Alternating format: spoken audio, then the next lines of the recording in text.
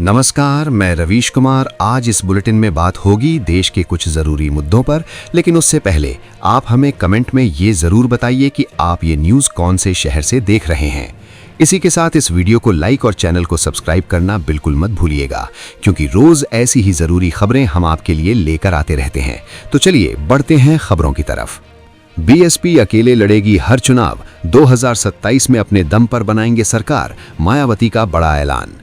मायावती ने अपने 67वें जन्मदिन पर कहा कि बहुजन समाज पार्टी 2027 के उत्तर प्रदेश विधानसभा चुनाव समेत देश भर के सभी चुनाव अकेले लड़ेगी और किसी भी दल से गठबंधन नहीं करेगी। उन्होंने दावा किया कि उत्तर प्रदेश की जनता एक बार फिर बीएसपी को सत्ता में लाने के मूड में है और पार्टी 5वीं बार प्रदेश में सरकार बनाएगी। मैं रोती रही, बेटे को जिंदा जला दिया, पुलिस ने जानवर बताकर फेंका था शव, डीएनए रिपोर्ट से खुला सच। शाहजहांपुर में 5 साल पुरानी एक सनसनीखेज हत्या का खुलासा डीएनए रिपोर्ट से हुआ है। साल 2020 में जिस जले हुए शव को पुलिस ने जानवर का बताकर तालाब में फेंक दिया था, वो अभिषेक यादव का निकला। परिजनों की तहरीर पर हत्या का मुकदमा दर्ज कर 2 आरोपियों को गिरफ्तार किया गया है। पुलिस की भूमिका पर गंभीर सवाल उठ रहे हैं। तेज प्रताप को आशीर्वाद देकर लालू यादव ने दही चूड़ा भोज सफल बना दिया। तेज प्रताप यादव के दही चूड़ा भोज में सबसे महत्वपूर्ण रहा लालू यादव की मौजूदगी। आने को तो न्योता पाने वाले कई नेता नहीं आए, लेकिन राबड़ी देवी और तेजस्वी यादव की गैर मौजूदगी भी अहम रही। लेकिन पिता का आशीर्वाद पाकर तेज प्रताप यादव का जोश हाई हो गया है। लालू कुनबे में रिश्तों का उत्तरायण, लेकिन 5 सवाल अब भी दक्षिणायन। कोई बिखरा हुआ परिवार एक होता है तो सहज ही खुशी होती है। लालू यादव ने पहली बार तेज प्रताप यादव के घर वापसी के संकेत दिए हैं। तेजस्वी यादव की तरफ से तो कोई प्रतिक्रिया नहीं आई है, लेकिन आरजेडी को अपनी पार्टी जनशक्ति जनता दल में विलय की सलाह देकर तेज प्रताप यादव ने नई मुसीबत मोल ली है। आतिशी के वीडियो को पंजाब सरकार ने बताया फेक, कोर्ट ने सभी सोशल प्लेटफॉर्म से हटाने के दिए आदेश। दिल्ली विधानसभा से जुड़े वीडियो मामले में जालंधर की अदालत ने पंजाब सरकार की याचिका पर सभी सोशल मीडिया प्लेटफॉर्म्स को वीडियो हटाने के आदेश दिए हैं। इस केस में कपिल मिश्रा या किसी अन्य व्यक्ति को पार्टी नहीं बनाया गया था, बल्कि केवल सोशल मीडिया प्लेटफॉर्म्स को ही पक्षकार बनाया गया। बीएमसी चुनाव के एग्जिट पोल के नतीजे आ चुके हैं। चुनाव में मराठी मतदाताओं ने यूबीटी यानी ठाकरे बंधुओं को 49% वोट दिया है, जबकि उत्तर भारतीयों ने बीजेपी गठबंधन को 68% वोट दिया है। ये मत प्रतिशत विभिन्न समूहों के चुनावी रुझान को दर्शाते हैं। इस आंकड़े से राजनीतिक गठबंधनों की स्थिति और वोटरों की प्राथमिकताएं समझी जा सकती हैं। आरएसएस ना होता तो इतने हिंदू भी ना बचते। छतरपुर में मंच से धीरेन्द्र शास्त्री का बयान, हिंदुओं से क्षेत्रवाद और भाषावाद छोड़ने की अपील। धीरेन्द्र कृष्ण शास्त्री ने आरएसएस की सराहना करते हुए कहा कि संघ के कारण ही भारत में हिंदू सुरक्षित हैं। उन्होंने चेतावनी दी कि यदि हिंदू जातियों में बटे रहे तो भारत के हालात भी बांग्लादेश जैसे हो सकते हैं। उज्जैन में सीएम मोहन यादव का अंदाजे खास, देवगुरु की पूजा के बाद टपरी पर पी चाय। एमपी के मुख्यमंत्री मोहन यादव ने उज्जैन में देवगुरु बृहस्पति मंदिर में पूजन किया और तेलीवाड़ा में आम लोगों के साथ चाय पी। उन्होंने 34 करोड़ के निर्माणाधीन गीपा भवन का निरीक्षण कर अप्रैल तक कार्य पूर्ण करने के निर्देश दिए। 16 फरवरी से शुरू होगा एमपी विधानसभा का सत्र, 19 दिनों तक चलेगी कार्यवाही, पूरा शेड्यूल जारी। एमपी असेंबली बजट सेशन, 19 दिनों के इस सत्र के दौरान विपक्ष तमाम जनहित के मुद्दों पर सरकार को घेरने की संभावना है। वहीं सत्ता पक्ष कई नए विधेयकों को पारित कराने की तैयारी में है। राजस्थान में दूध बेचने वाला बन गया थानेदार, नौकरी दिलाने के नाम पर की लाखों की ठगी। जयपुर के सिंधी कैंप इलाके में पुलिस ने एक फर्जी थानेदार को गिरफ्तार किया है, जो खुद को स्पेशल टीम का अधिकारी बताकर बेरोजगार युवाओं से ठगी कर रहा था। आरोपी दूध की डेयरी चलाता था, लेकिन पुलिस की वर्दी पहनकर नौकरी दिलाने और केस से नाम हटवाने का झांसा देकर लाखों रुपए वसूल चुका है। भारत में 1 फरवरी से लागू होंगे तंबाकू उत्पादों पर नए goods and services tax rates. सरकार ने सिगरेट और पान मसाले पर 40% जीएसटी अनिवार्य किया है, जबकि बीड़ी पर 18% टैक्स लगेगा।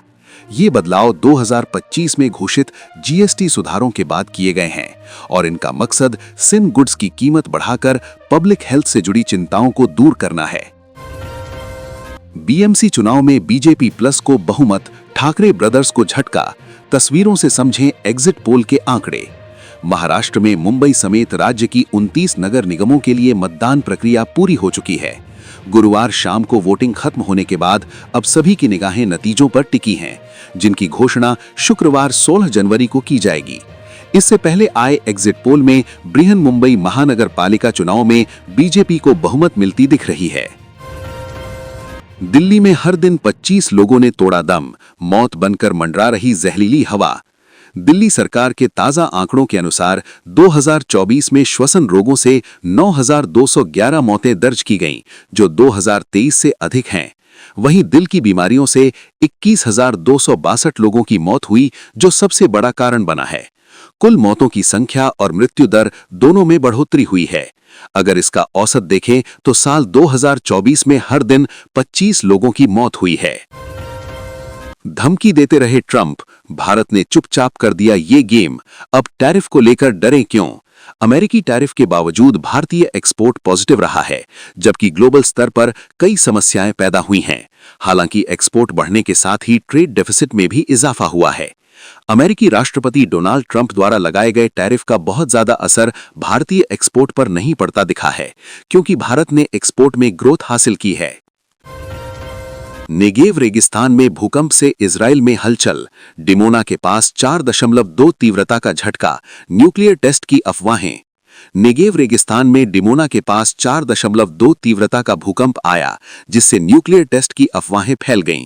ये इजराइल के गोपनीय न्यूक्लियर सेंटर के निकट हुआ, जहां ठीक उसी समय स्कूल इमरजेंसी ड्रिल चल रही थी। ईरान संकट के बीच सोशल मीडिया पर चर्चा तेज हो गई। इजरायली अधिकारी इसे प्राकृतिक बता रहे हैं, हालांकि कोई नुकसान नहीं हुआ। ईडी ऑफिस का सीसीटीवी खंगालने पहुंची रांची पुलिस, पूर्व सरकारी कर्मचारी के आरोपों से बढ़ा सियासी टकराव। रांची में मौजूद ईडी ऑफिस में पुलिस की छापेमारी से हड़कंप मच गया। दरअसल पुलिस टीम वहां लगे सीसीटीवी कैमरों की फुटेज खंगालने के लिए पहुंची थी। ये मामला एक पूर्व सरकारी कर्मचारी के साथ मारपीट किए जाने से जुड़ा है। बाबूलाल मरांडी ने सबूतों से छेड़छाड़ के आरोप लगाए हैं।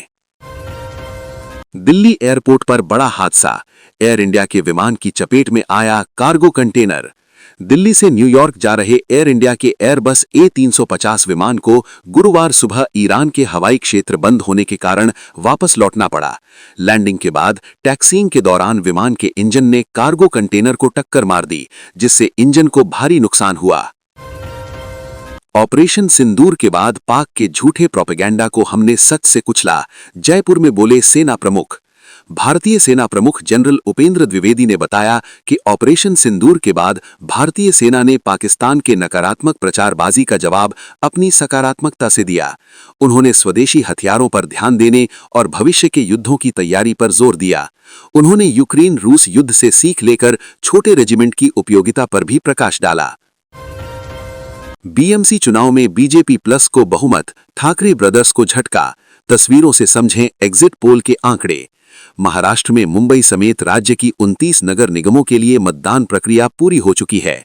गुरुवार शाम को वोटिंग खत्म होने के बाद अब सभी की निगाहें नतीजों पर टिकी हैं, जिनकी घोषणा शुक्रवार 16 जनवरी को की जाएगी। इससे पहले आए एग्जिट पोल में बृहन मुंबई महानगर पालिका चुनाव में बीजेपी को बहुमत मिलती दिख रही है। बीजेपी अध्यक्ष चुनाव की तारीख का कल ऐलान, नितिन नवीन की ताजपोशी की तैयारी पूरी। संभावना है कि शुक्रवार 16 जनवरी को चुनाव संबंधी अधिसूचना जारी कर दी जाएगी। इसी के साथ बीजेपी संगठन में एक नए अध्याय की शुरुआत होगी। योजना के अनुसार नितिन नवीन 19 जनवरी को अपना नामांकन दाखिल करेंगे, जबकि 20 जनवरी को अध्यक्ष पद के चुनाव की औपचारिकता पूरी होने के बाद वे पदभार ग्रहण करेंगे। 3 करोड़ की डिफेंडर और 5.5 करोड़ की पोर्शे कार छोड़ सतुआ बाबा बुलडोजर पर घूमते दिखे, वीडियो वायरल।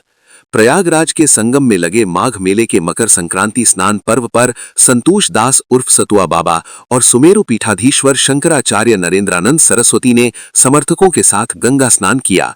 सतुआ बाबा ने एकता का संदेश दिया, वहीं शंकराचार्य ने देश की सुख शांति और राष्ट्रहित की कामना की। तो ये थी आज की कुछ जरूरी खबरें जो आपको बतानी बहुत ही जरूरी थीं। ऐसी ही खबरें रोजाना देखने के लिए इस चैनल को सब्सक्राइब करके वीडियो को लाइक करना बिल्कुल ना भूलें। आपका एक सब्सक्राइब हमको आगे बढ़ने की हिम्मत देता है।